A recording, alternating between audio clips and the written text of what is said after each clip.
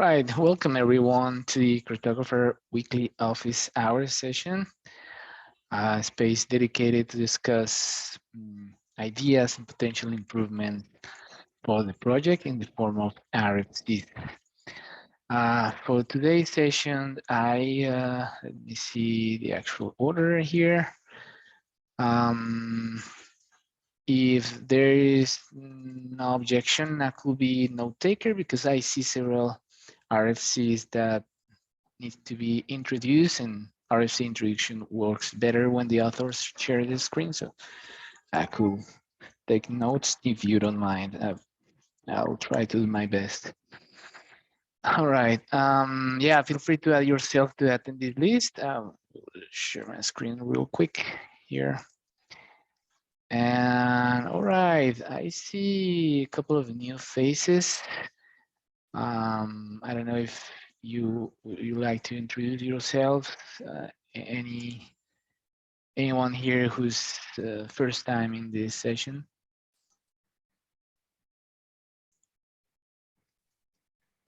Sure, I can introduce myself. I'm sure this is the first time I'm in this session. My name is Vishal. I'm the product lead for integrations. This is week 8 for me, so that's why I was certain that I'm meeting a few people for the first time. But yeah, looking forward to learning more during the session. Okay, awesome. Thank you, Vishal. Welcome. Who else? I see. There's Hi. Oh, sorry. Kavita Krishnan, yes. Hi, my name is Kavita. I am in Vishal's team. I'm an engineer there. The team is planning to work closely with Cartographer, so I'm interested to be here. Wow, that's great. Welcome. Who else? I can go next. My name is Jacqueline. I work with Kavita and Vishal, and maybe a few people were not here today. We're on the same team. Okay. Awesome. Welcome, Jacqueline. All right. I see here. Yeah. Many of you. I wasn't like, a week ago, I had some issues, wasn't able to attend. So I'll just mention here folks who are new in the session, at least for me. Dershan. Is this your first time? If that's the case, could you briefly introduce yourself? Hey, my name's Der. I'm also part of the integrations team. Okay. Yeah, looking forward to working with y'all. That's great. Oh, the whole team here. That's awesome. So who's next? Adam, maybe? Hey there. Oh, okay. Yeah, I'm Adam at VMware. I'm the product manager on the team that Derway is working with, integrations team. All right. Integrations team takeover. That's awesome. And finally, I believe Adam Samblin. Hi, I'm on Adam Dawson's team, staff engineer with the Artifact Integrity team, and I'm here to help with integrations as well. Cool. Yeah, welcome. Yeah, we are outnumbered. Yeah, for all the team just joining, feel free to add your questions, discussion topics to the agenda. If besides the RFC discussion, is there something that you would like to see here? But most of the times the RFC discussion takes the entire session. So okay, no problem. So in the last session, I see we had RFC, this RFC was introduced and passed to the in review status for folks just joining. The RFC process, I believe it's pointed out here. Yeah, I believe this is an all link RFC process. Yeah, you could just review and see how it works. But in summary, it has it has several stages from the first form of a new idea until it gets approved and implemented. So we here try to use this space to move along these RFCs throughout the stages in the process, and the team has been kind enough to prepare this project dashboard is in the public repo to track the current status of each RFC, right? Okay, so in the last session, there was a new RFC to introduce simplify runnable usage. It's been sitting in review for a couple of weeks, I believe. So I will encourage anyone there to provide your comments. If there's any comment, or if you like to discuss this right now, we could give it a space. Is there any comment around the specific RFC? Yeah. So yeah, I was here to present this 3 weeks ago, and then 2 weeks ago there was discussion about it, and I wasn't here, and so I wanted to talk a little bit about those, as well as point to another RFC that's about this. So yeah, I think the one question that came up was simply, should we do this? Like, do we need to simplify Runnable? I argue yes. In the RFC, there are like 4 bullet points to talk about reasons why. Some of it just comes from my experience of writing tutorials and documentation on like how to use Cartographer, and Runnable is like really complicated. And its use case, which is essentially use Tecton with Cartographer, is pretty key. Like, it's something that we expect most users are going to have to do at some point. So we should simplify the things that people have to do really often. I also point out that when I linked this issue in the Cartographer Kubernetes Slack, that Cora, who is a VMware developer advocate, responded and was like, yes, please do this. So our developer advocates are saying that we should do it. The folks that are, the individual who's taken on the most responsibility for writing tutorial things for users, me, is saying that we should do this. So yes, I think we should do this. Another question is, should we be stamping out a Runnable at all, or should we just deprecate Runnable and just have this be a responsibility of the workload controller? Frankly, personally, I would prefer that, but I think that ship has sailed. I don't see an advocate on the steering committee that would carry that proposal. If there's a member of the steering committee that would like to step up and say, like, yes, let's get rid of Runnable, then like, yeah, that'd be great.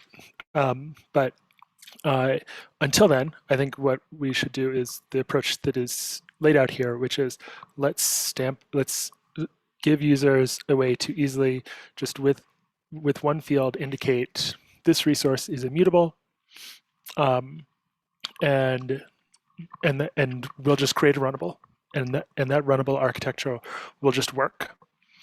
And then I think the third thing that I heard, and that Scott and I have talked about at length in the comments, is about whether is this question of the cluster run template.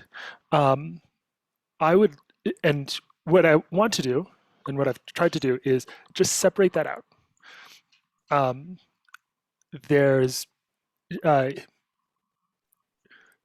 There are some complicated questions around should we have a cluster run template at all? Like, can we get rid of it? There are questions of should we have or should we keep it and do this other template, like inline templating, or should we just do like the inline templating itself? And I think those are all interesting conversations, but I don't think that they're critical for us to move forward with. Let's stamp out this Runnable object. Like we've got Runnable, and I think it's totally reasonable for us to say, like, as we have cluster run template now, let's just make sure that we stamp out a cluster run template. And if later there's a simpler way to do it, we just use that simplified manner. So later in the session, if we get to it, and I would be surprised if we do, there's a new RFC for discussing changing the runnable controller and that template ref, that cluster run template thing. But my hope is that by separating those questions out, that can alleviate the only sticking point that has I think that's still outstanding in text on this pull request. So I'll stop there.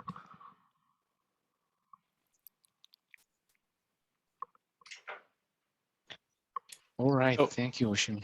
Any comment? So on the, I think this went through a whole bunch of different, parts of solving this problem. On the, specifically on this simplifying by getting rid of cluster run template, right? And so you just have runnable and the template is embedded in runnable. That design was actually the original proposed version of the architecture. Just very early on, it was the original thing that was kind of sketched out was could we have a resource that gets templated, and then because the higher level template, its parameters change, it changes the inner resources values, which causes it to register a change. And the reason we didn't go with that architecture wasn't because we felt like it was better to have reusability of the run template or anything like that. It was mostly, I think Cyril, you might remember this better than I do. It was mostly just because it was hard to manage. It wasn't just having 2 layers of templating and needing some kind of escape. It was there were some problems changing. It was a long time ago, so it's hard for me to remember. There were some problems changing the inner thing from a templating language if it was also a template, and then having those changes propagate. There was a really specific kind of technical thing we ran into. I'm wondering if Cyril, you remember more of those details, because I remember we had this conversation. Can I pause really quickly, because I feel like an anti-goal to what I was just saying has occurred, which is I would like to move forward with the proposal to simplify the user interface of just getting a runnable from the question of this cluster run templating stuff. Oh, I see. Sorry, I misunderstood. Yeah, that makes sense. Yeah, and then later there's this other RFC, and we can totally jump into that and discuss that. But mostly I'd like to just get approval on this one first.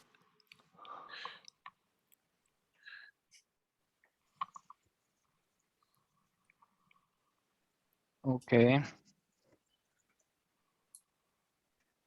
All right. Yeah, and okay. Yeah, as per the Rashid comment in the chat, just make sure to capture any new updates, any change of direction in the new RFC, which is here, I believe. This one. Yeah, this one. All right, Scott, please. Scott Andrews. Something that's not captured in the current proposal is how those new cluster run templates get stamped out.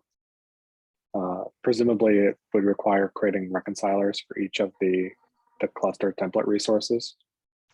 And then if they are labeled as immutable, then creating the cluster run template resource, then reflecting that name back so that other people then can know how to use it.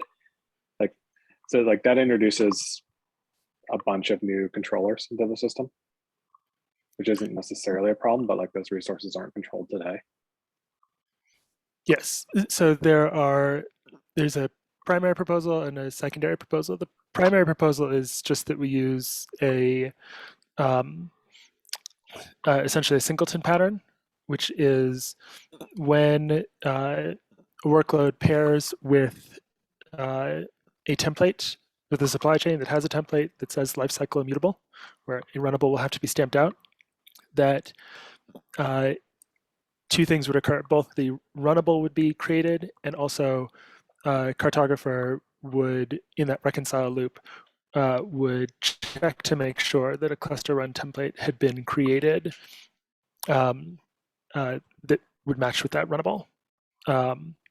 And so the first workload would kick off the creation of that cluster run template, and every successive workload would check and see like, oh, yep, that exists. It has the spec that I expected, and would be a no op, and then it would just create the runnable.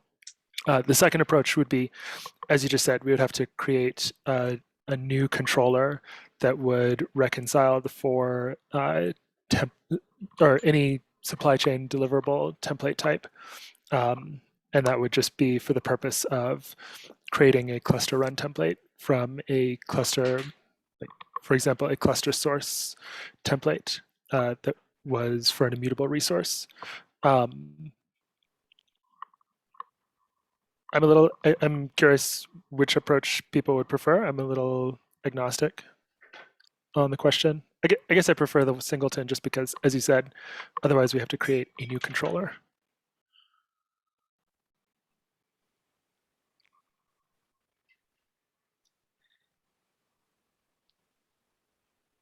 I think personally, I mean, this is like the third or fourth time I feel like it's come up that like there's something cool, nice we might want to do, but that would involve adding 4 more reconcilers because we need to reconcile each of the templates.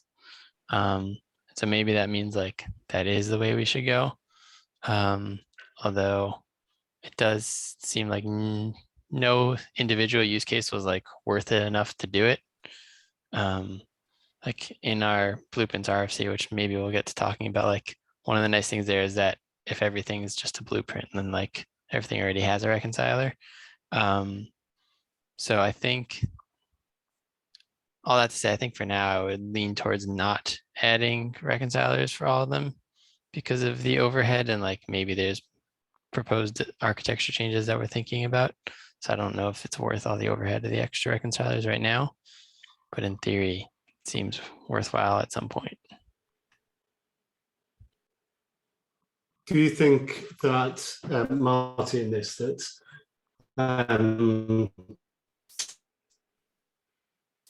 just from an ordering thing, feeling that the work or discussion design around blueprint might flesh out some of this, and maybe by default, as a result of the blueprint effort, kind of maybe look to simplify runnables?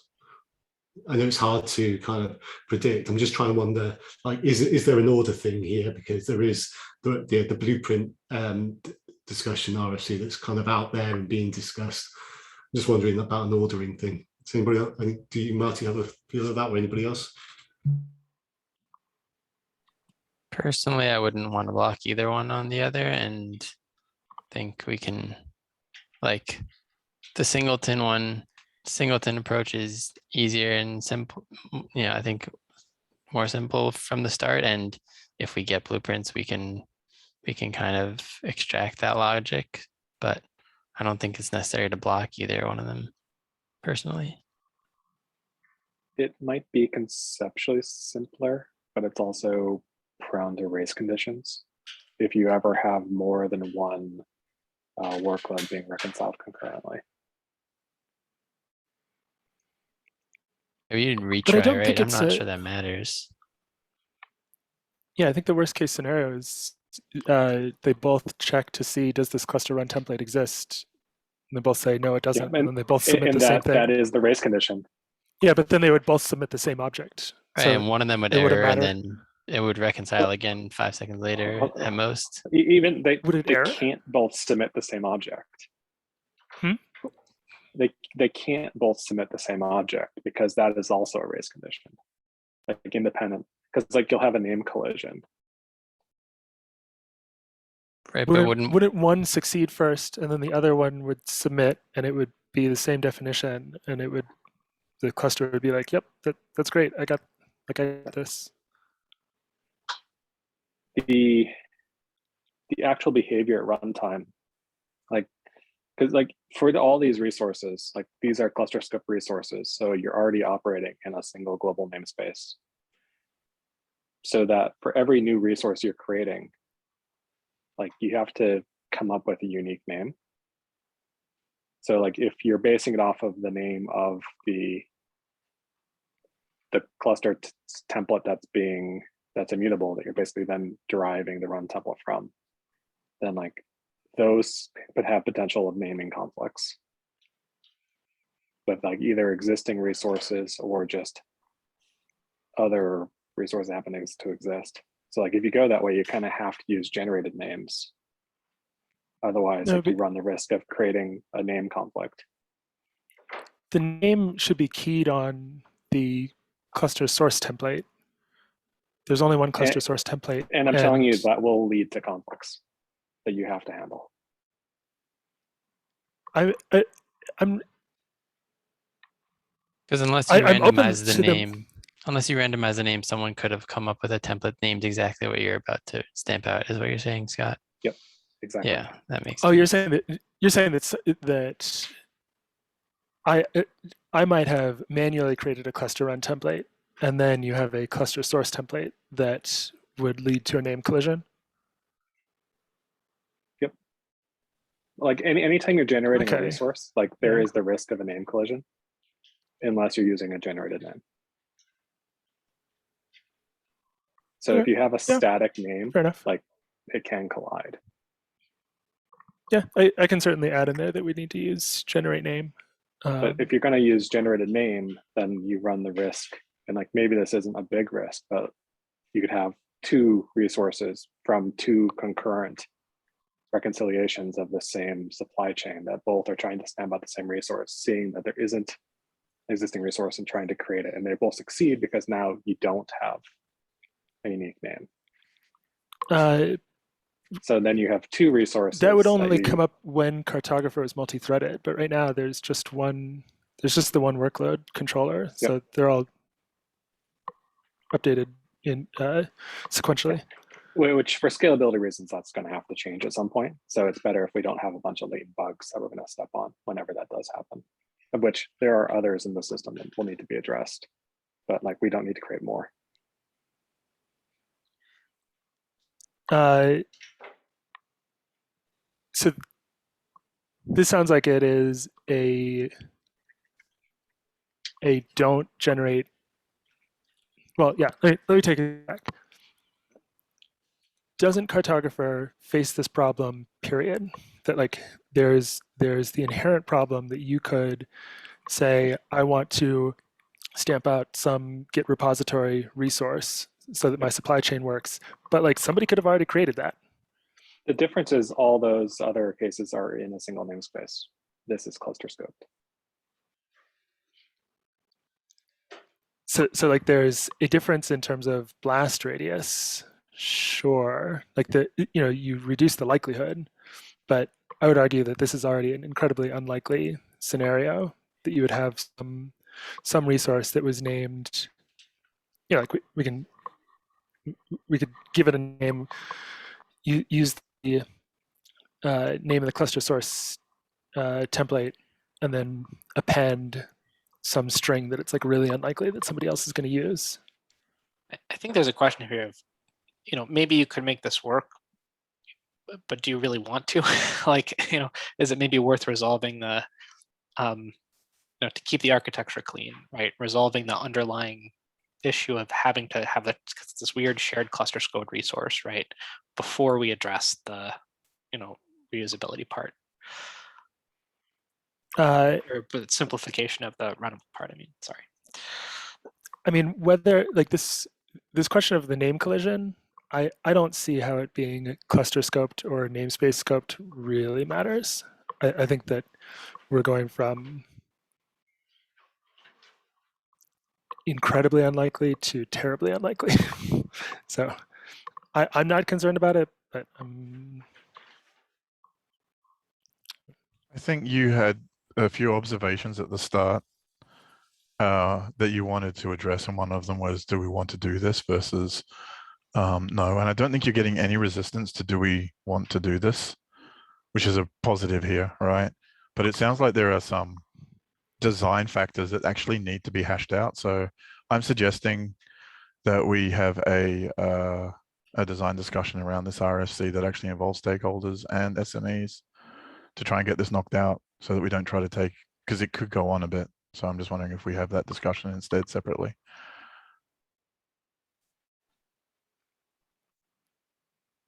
Right. And community folks as well, of course.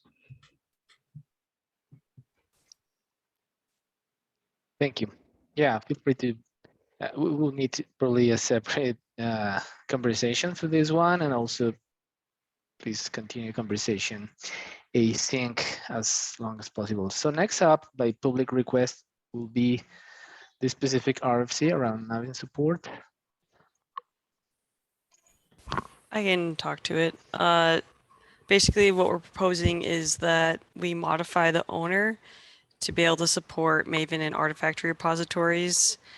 That's a very high level. There's been a lot of discussion on the PR regarding what information do we need from the workload, or what information do we need from supply chain authors or template authors.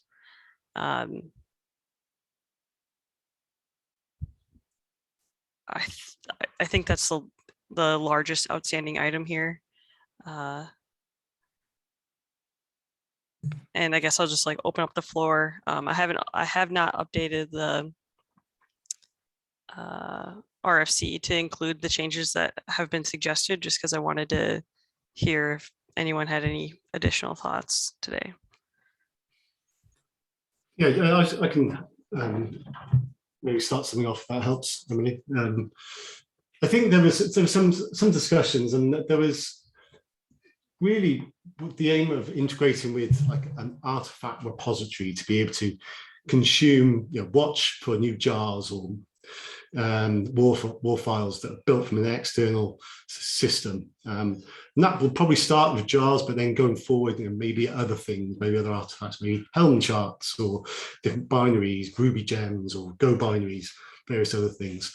And so, just to, I guess, one of the early questions we were kind of pondering with a few folks around here, and is kind of expressed in this PR as well, RFC as well, is, well, what level, what does that UX look like potentially to somebody configuring that workload? Do we want folks to be able to have to, describe what that artifact is in that workload? Is it something that is maybe Maven specific, and then extending, we need to add in different, support different binary types going forward? Is there something more generic that could be done potentially? So it's more around a URL, possibly unlikely, but it was more just asking the question. So we've got a data record to check that we can come back and we've asked that question. I think some of the challenges around that might be about how do you know what the latest version of something is? Like with Maven, you get a metadata XML, what do other things do? Would that be implementation specific between different artifact repositories? And so I was looking down on that, and I think there was a fairly good consensus. I know from lots of folks and the integration folks on the call, we're thinking more around initially providing support for like specific Maven and extending, growing that out. I think I got a feel that's where the conversations has tended to go. So moving away from like a generic approach to more of a artifact specific implementation. Yeah, okay. So RFC is already very implementation specific for Maven, loading in an artifact that's assumed to be, at the moment it says, oh, it's Maven, and that means that you're picking up something that is going to be exposed as a Maven artifact elsewhere. It doesn't mean that it's a Java or whatever else. It just means it's coming from Maven. But I think the assumption is that it's going to be of a type that you're likely to pull as a Java application. All right.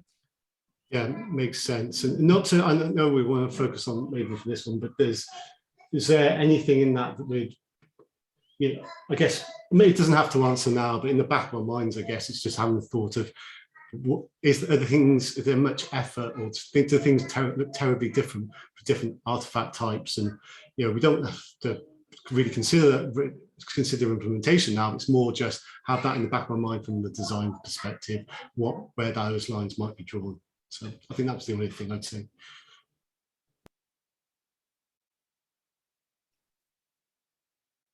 I think Scott made a suggestion that that I liked, which was that we need to see what the in and out of the source provider would look like. Like Cartographer really just needs to support what the input needs to look like. for a working source provider for a Maven repository. And then we need to work out what, for users of that source repository, we need to work out what a supply chain would look like for supporting that particular output of the constrained resource that source provider would give us. Am I paraphrasing it wrong, Scott? That's kind of the implication I was getting. Yeah, I definitely think because Cartographer itself has no specific knowledge here, it's going to be all defined on what the actual resources, the supply chain stamping out look like.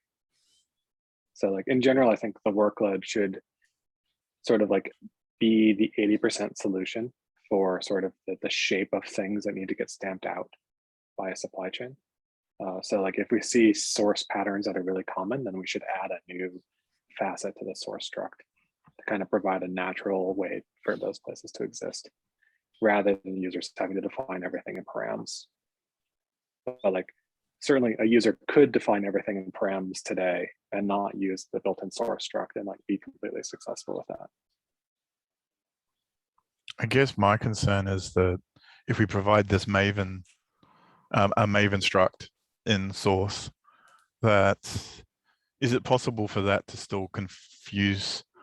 Does it need even more annotations to say not only is this a Maven artifact, but this is a Maven artifact that will work on this kind of supply chain, not on one that's trying to pick up, you know, kind of like how Git sources is not enough to know that there's a Docker file in there that you'd rather build against, that kind of thing. Do we need, instead of a Maven struct, to actually have like a jar repository struct and then a different one for other types, or do we need annotations? Or is that something we worry about later because at least we've got a structure that we can expand later? Does that make sense?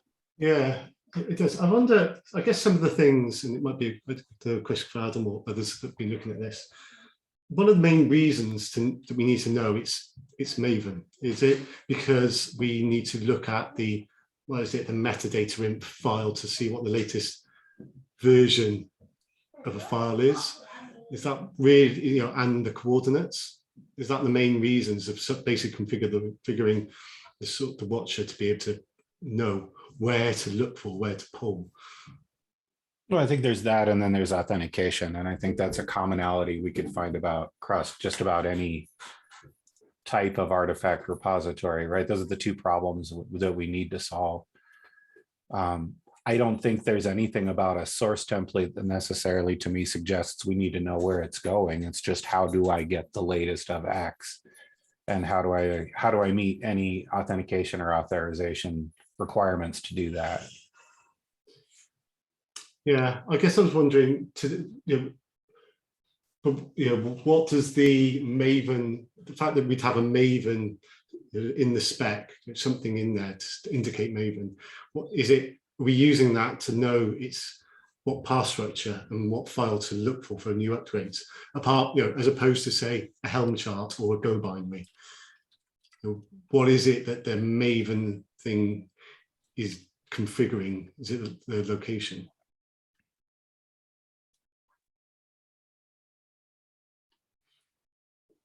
Because authentication is going to be consistent over all the artifacts. I'm just wondering, do you see what I mean?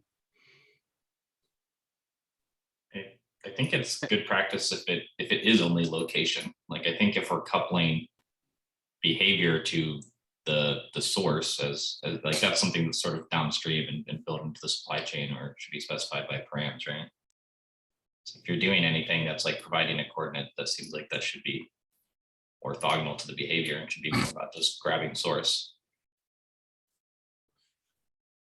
Yeah, and so maybe that's maybe to, yeah, I agree, Zach. And I think to add a bit more, articulate my question a little bit better, I wonder if as part of this, whilst we don't have to think about implementation, just what that spec changes might be if we were to do a Helm chart and say a Go binary. What would that workload, if change, need to be if it did anything? I think that's all I'm wondering. It's like you're asking, why do we need a Maven specific key, or is Yeah. the process of retrieving or polling for a Maven artifact generic enough that we could extend that to more different types of artifacts? Is that your? Yeah, and I know it seems clear to have something Maven in there, but I'm just asking the question. I'm wondering what it is that we're actually doing, and what the difference would be if we were putting a Helm chart and go by you, Scott. Yeah, so I think the fundamental contract here that comes from the source template is that what we're trying to do is produce a set of files. And then those set of files have meaning within the supply chain to then go do something. So in the case of pointing to the Maven artifact, like a jar itself is a set of files.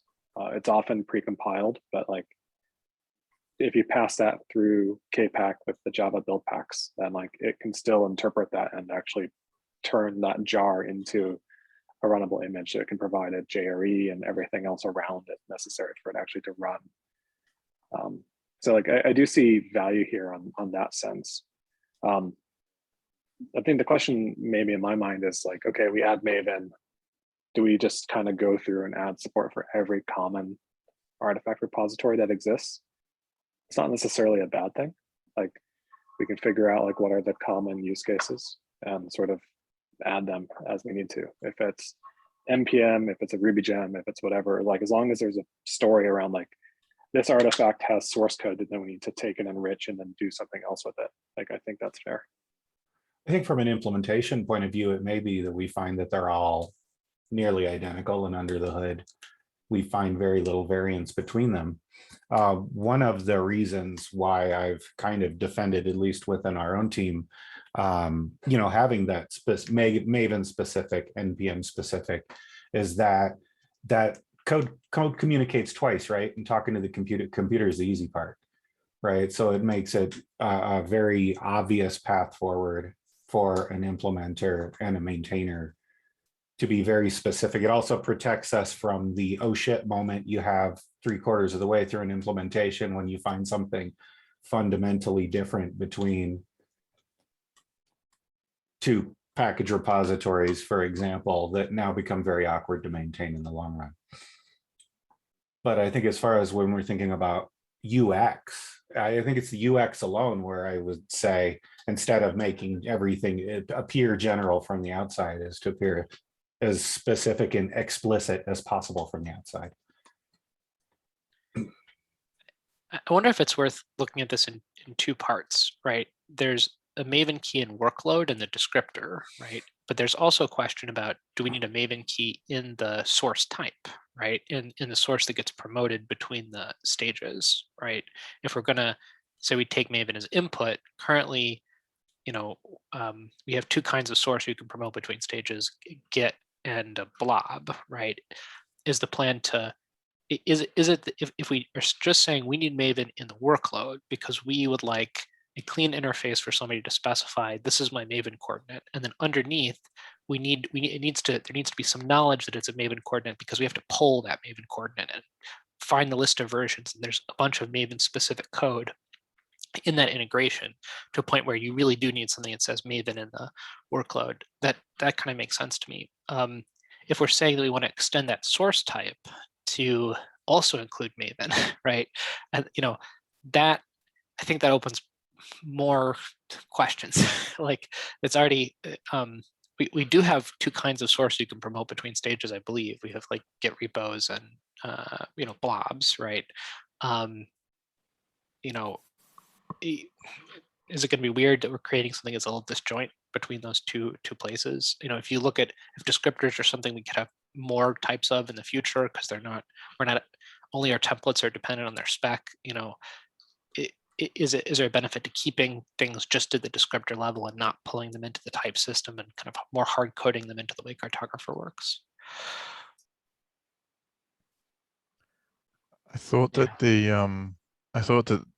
source types, as in the type emitted by an object, were really just references, and what we needed was a way to ensure that we could obtain that reference, and the rest would be the rest would have to be something that is selected out of the workload, some information selected out of the workload, so that all of the elements that know how to consume those types, they know the type because they know what would have got selected, which supply chain would have got selected, for example. So if it's a Maven, if it's a repository or if it's a new type of like URL you can load from, then it doesn't matter so long as all of the components along the way know how to load from that kind, because that's the supply chain you ended up with. I mean, is that what you're referring to as the supply chain, like the source output as at the moment is a URL? Like right now we have source output as a URL. Yeah. Right between each stage. Ciro is saying blobs versus get is the same an object with URL revision. Okay, so actually right now they have the same structure, right? Yeah. But in the future, do we, have to think about like would that ever need to be extended to account for more different artifact types? Because we have this pattern of flux get repo always clones and then hosts at the beginning, but I don't think we intended that to be the only way you could pass source through this thing, right? Maybe I'm wrong. Maybe that is the, we've taken a strong opinion that all supply chains are supposed to start with flux and source is always supposed to be a hosted HTTP blob, but it feels good. but not sure if that was intended or if that's just where we ended up. Yeah, so that's my point on that is it feels good. I don't know what we intended, but it does feel about right. But I am curious about the same thing. It certainly encourages compatibility. So if every other component downstream from a source template knows that there's an HTTP URL that they can get, and it's basically a tarball of source, then you can plug in things like image scanning or any other sort of source template, and they can all sort of interoperate together. Like if that gets more chaotic, then the idea of source template loses all its meaning. It's true. I mean, you're making an even stronger point. Sorry, Washima. Oh yeah, I was just gonna say that I think that's even what we have right now is more dangerous than this. Like, because here, and I may just be repeating what Rush was saying, but the first source template, this Maven URL, it does whatever it needs to do, presumably some check, and then it passes. It's going to pass something on, and what's it going to pass on? It's going to pass on this URL. So as long as the next template understands, like, hey, I'm a template that is receiving a URL of a Maven thing, there's no reason to change the source templates. There's no reason that we need to wrap this Maven source in different template type. The larger concern, I think, is folks pointing out right now, our tap supply chains happen to all start with the Git repository, which passes the source as a tarball, and like if you were to replace that that resource with another resource that did the exact same sort of translation of like main to SHA, but it did it by pointing to the Git URL rather than creating that tarball, break the supply chain, and there's nothing in the, and like the workload is like totally, the workload isn't involved in that. So we couldn't use the sorts of selectors that we have currently in Cartographer to handle those sorts of things. Right, like right now, it'd be very easy for any given template to like look at this workload and like determine like, is this source Maven or not?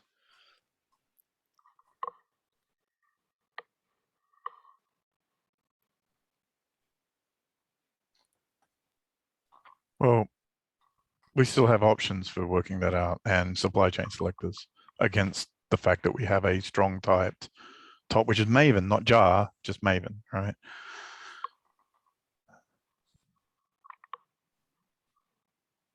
You mentioned that the other day, something about inferring the right thing to do. Is that necessary. That's what I'm saying, is it's not necessary to infer it, but to have it strongly implied. If you put in the word Maven, if you put in the data type Maven as an exclusionary entry into the sources, right? So the source URL, it's either, sorry, source.git, source.image, or source.maven, then we can select a whole new supply chain, or we can select different templates just based on the fact that you entered that in the exclusionary list, right? And so that can be an effective way to select all of the components through a supply chain, right? Or for the supply chain.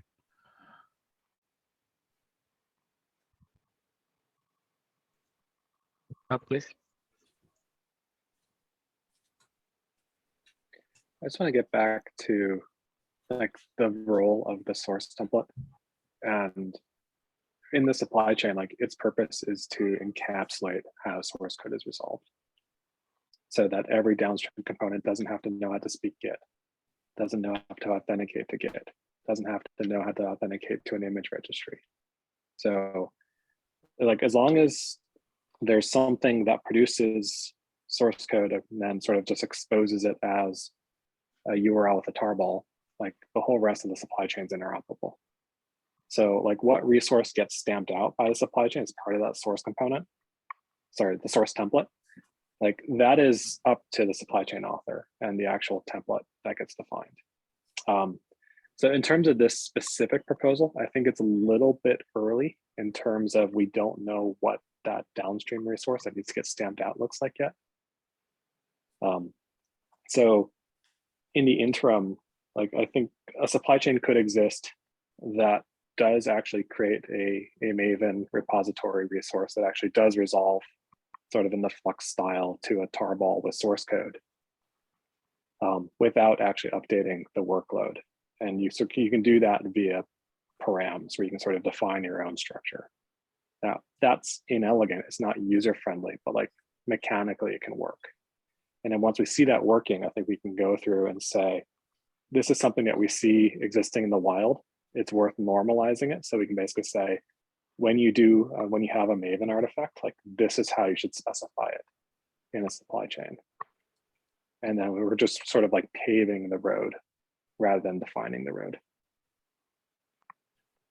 Tell you, you're so much better at elegance, because that's what I was trying to say up front. That's great. Yeah, Rishima, please. Scott, I was surprised to hear you say that the job of the workload is to provide source code in a way where downstream resources don't need to speak Git, for example. Not the workload, the source template. But even the source template, like I would say that is a byproduct of the fact that most of the supply chains that we've written so far have relied on Flux CD's Git repository, but that's in no way an inherent part of Cartographer. I think it kind of is, though, at this point, right? Because we've kind of encouraged an ecosystem of where everybody's writing source templates that consume an HTTP downloadable, tarball and a Git revision next to it, as if that was the kind of strict definition of the type, right? With the idea that these types are supposed to be swappable and strictly defined. And so I don't know if we meant to do this necessarily, right? But we've kind of excluded, pipelines that promote, for instance, a Git repo and the commit to check out in that Git repo from kind of really viable options. Although admittedly, you could use the tool that way and come up with your own set of templates that work like that, right? And I don't think we ever declared you're always supposed to use this with Flux so that the ecosystem stays compatible. But maybe we should, or maybe not say Flux, but say HTTP blob, right? Yeah, with like our basic supply chain, all you would need to do is swap one field in a KPAC template from blob to Git, and then you would be able to have a supply chain that spoke Git rather than spoke tarball, right? And everything downstream of KPAC would be fine. But it would make it more complicated if you wanted to plug in source testing. Yeah. Also, we do have other examples besides Git of basically having source code inside of an OCI image. And it follows the same pattern where basically there's a resource that's dedicated to resolving that, and then it exposes it out in sort of the Flux style tarball where you can then access it via URL inside the cluster. Mm-hmm. I'm not opposed to this as a principle, but I will just say that I was surprised to hear it as a principle, and I've heard Rash say like we should write our principles down somewhere. This would be one that, as we discover this, perhaps we should kick it around for a little, kick the tires on it, and then actually capture it. I don't mean to interrupt Rash on this, but your point, thanks, Rash. To your point, those of us in the integration team that was just newly formed to start talking about this stuff, we inferred that as a principle. It seemed like a very clear principle. If that's helpful, being new to this, we thought that's what everybody meant. I was kind of, there's a place I keep going, and I don't know whether to make an RFC for it or not, or whether people just want to shoot it down now, but like I keep going to this place where I feel like we should bake in this intention by, instead of having the source provider be the first resource, it's nice because it's a resource and then you can reason about it in the order that it's in, but it also feels to me like it's the first responsibility that we really expect. So I feel like there's a special kind of resource, which is the one that turns source into, turns unconstrained sources of different types into a constrained type for source and for images that similarly. I don't know whether we should say, is that something that people shouldn't even have to try and add to the top of their supply chain? Cartographer out of the box will do that, and the first resource gets a source, right, based on pre-baked rules, because they always seem to take the same shape.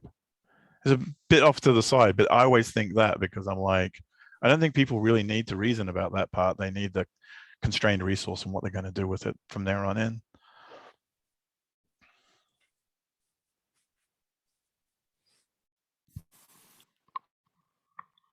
It would make sense to, correct me if I'm mischaracterizing what you said. It would make sense to me if we say like, this is how Cartographer is meant to be used. Like you should be turning source code into blobs, that becomes some responsibility that Cartographer takes care of for you.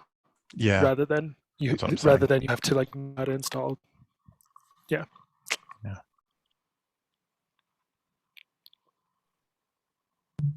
So, and there's only a few minutes left. There's probably a lot that's been talked about there. There were some concrete actions or some next steps. I think, Scott, you proposed one around working out if we can just configure the current workload to be able to watch a Maven repo, ignoring any UX around that, just get something working and get something being pulled in to the supply chain, and looking at how we look at downstream dependencies, and then get that through, and then back up after we've got that going, looking to see if there's any commonality across different artifacts, and then maybe we can look at the UX around what that structure of the workload looks like, if anything. Did I get that right? Yeah. Is there any need right now, James, to talk about? There's and Artifactory in the title of this RFC. Yeah, and that's that that's there for a reason, right? And then at the earliest, we have customers who are looking to us saying we need to support Artifactory. Now we have to understand that it's managers asking this question, not developers. So I think a lot of us right away like jettisoned the idea of our Artifactory in favor of, oh well, we're going to talk Maven, or we're going to talk some other supported artifact helm. That being said, I think we still have given some consideration interacting with the Artifactory API to try to go. The question being, are we getting greater penetration by supporting specific products, or are we getting greater penetration by supporting specific platforms? That being said, I don't think there's anything we've talked about with Maven that couldn't trip or possibly be thought about from a product specific API point of view. Not so much because I think that's like the way to go, but it answers some client questions. Yeah, man. Yeah, I'm wondering if you point to Artifactory versus Artifactory with Maven, as a Maven artifact endpoints and Maven, is there any difference other than the configuration of the source provider for that? Is there anything else that needs to change internally to us? Probably the API for checking for new versions differs, but is more broadly applicable. We could use Artifactory and the same API to watch any artifact that's supported by Artifactory. That's a thing. When it comes to pulling it, though, it seems like we have to speak native. Does that answer your question? Yeah, sorry. No, my question was, would there be anything different in the shape of the data that needs to be provided by the workload? Remembering that like security information would be at a service account level and wouldn't be something we'd be passing across. So if they're the same, then I would like us to go for the same and then use other selection criteria if we want to be specific to Maven. Yeah. So maybe we just want to say, yeah, whatever that protocol's called, the Artifactory protocol. Just to confirm as well, it was more that just the next steps. It's not necessary to be able to deliver this. It's just going in, get something going through for the downstream dependencies, work out how that can come back up, and then work on what that polling, what's that watching really looks like, because then we'll understand more about what's needed to come in. So I think that was more of the approach, the next steps. Well, yeah, Scott's idea is great because you all can test this with params today, and then we can finally bake it in at the end.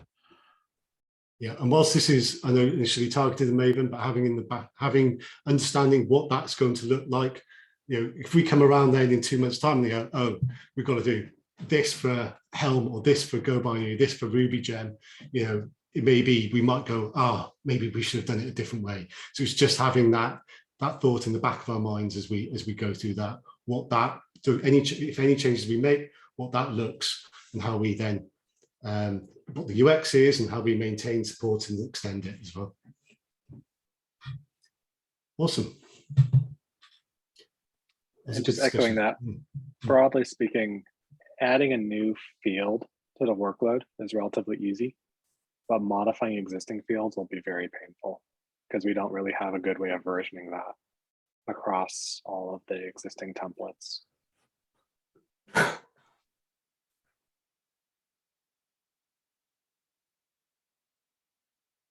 All right. Well, thank you all for contributing to the discussion. It's a shame that we didn't have enough time to touch on the discussion topic that Mari put here. But yeah, probably if you Mari have a link for a PR or issue where to continue this discussion, you can, I'll bring it up at the next meeting. Okay, no problem. Thanks. Cool. Thank you all for joining, for attending, and hope to see you next week. Thank you.